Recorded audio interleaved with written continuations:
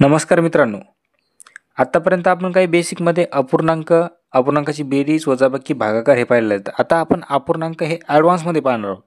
ॲडव्हान्समध्ये आपण कसं पाहणार आहोत, तर हा व्हिडिओ तुम्ही शेवटपर्यंत पहा, म्हणजे जेणेकरून तुम्हाला हे समजेल. यामध्ये आपला पहिला प्रश्न काय दिलेला आहे की 1/3 + 2/3 अधिक 5/3 अधिक 4/3.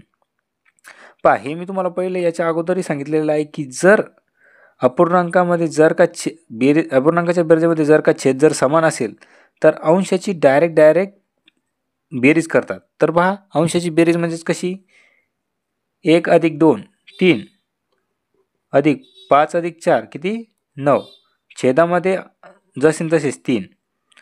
याचा आन्सर काय येणार, 9 आणि 3 12/3, म्हणजेच याचं बरोबर उत्तर काय येणार 4×3 = 12 म्हणजे 4. हे झालं आपलं आन्सर.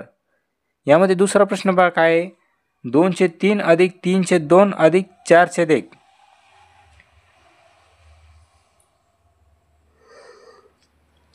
यामध्ये दुसरा प्रश्न 2/3 अधिक 3/2 अधिक 4/1. यामध्ये तर आता छेद आपल्याला समान दिलेला नाही, तर आपल्याला छेद समान करायचं आहे. पहिले आपल्याला सोडवण्यासाठी काय करायचं आहे, छेद समान करायचं आहे. तर छेद समान कसा करतात, तर छेद समान करण्यासाठी ह्या ज्या छेदामध्ये 3, 2 आणि 1 दिलं आहे, या तिन्ही संख्यांनी ज्या अशा एका संख्येला ज्या भाग जातो ती संख्या आपल्याला लिहायची आहे. तर 3×9 9 जर लिहिले आपण तर भाग जाणार आहे का, नाही.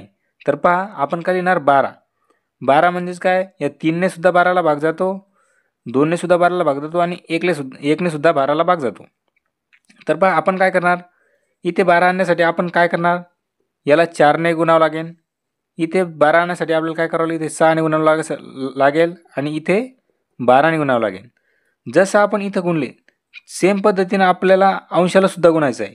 तर आपण काय करणार, 2 × 4 आणि 3 × 4 अधिक 3 × 6 छेदामध्ये 2 × 6 अधिक 4 × 12 आणि छेदामध्ये 1 × 12.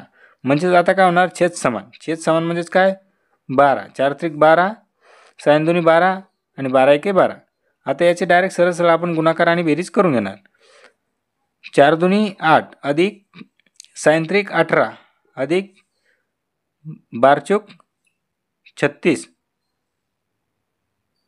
12×4 = 48. तर डायरेक्ट आता याची बेरीज करून घ्याल तुम्ही. बेरीज काय येणार आपली,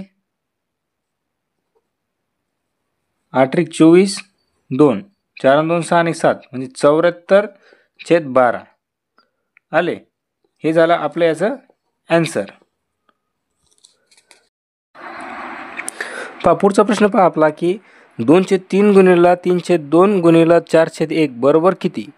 तर जर अपूर्णांकाचा गुणाकार करायचा असेल तर सरळ अंशाचा गुणाकार छेदाचा गुणाकार.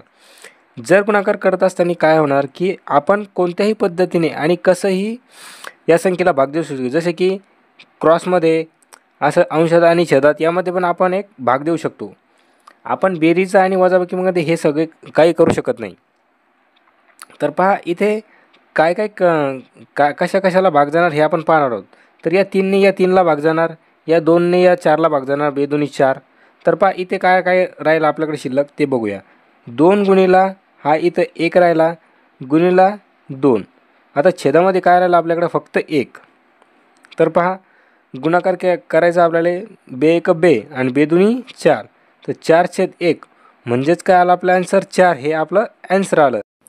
पुढे पाहू शकता तुम्ही आता गुणाकार कसा करायचा. तर 5/12 × 4/3 × 9/12. गुणाकार करत असताना सरळ तुम्ही तिरकसमध्ये पण सुद्धा संख्या काटू शकता आणि अशा पण सुद्धा संख्या तुम्ही काटू शकता. 5 संख्या कशा काटायच्या आहेत, तर काय होणार 4×3 = 12 म्हणजे या 4ने 3ले भाग जातो, 4×3 = 12 म्हणजे इथं काय राहणार 5/3 × 1/3 × 9/12. या 3ने या 9ला भागलो, 3×3 = 9.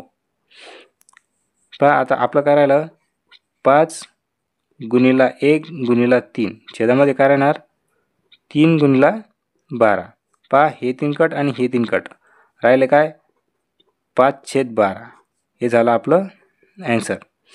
त्याचप्रमाणे तुम्ही या प्रश्नाचं उत्तर मला कमेंट बॉक्समध्ये द्या. जर तुम्हाला व्हिडिओ आवडला असेल तर व्हिडिओला लाईक करा आणि जास्तीत जास्त शेअर करा.